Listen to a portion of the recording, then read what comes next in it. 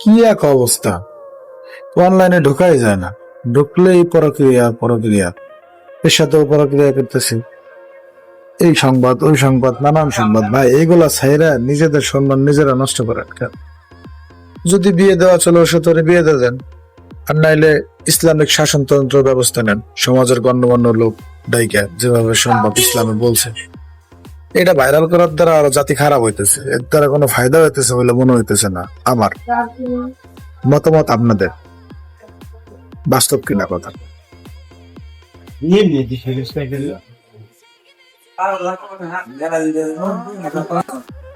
পরক্রিয়া করার কারণ কি? খোঁজ নিয়ে দেখেন, দিন মানতেছে না বিদায় মানুষ পরক্রিয়া লিখে।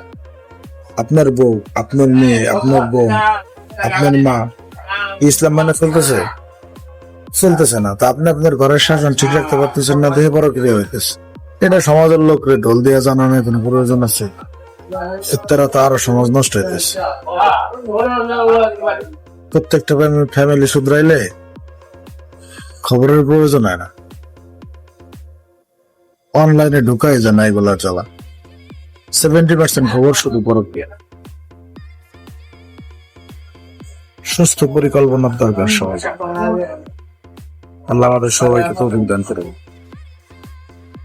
আমার কথার দ্বারা কেউ ভুল বুঝবেন না, কথাটা বোঝার চেষ্টা করবেন। যারা বুঝবে তারা আশা করি উল্টা পাল্টা কমেন্ট করবে। এটাই।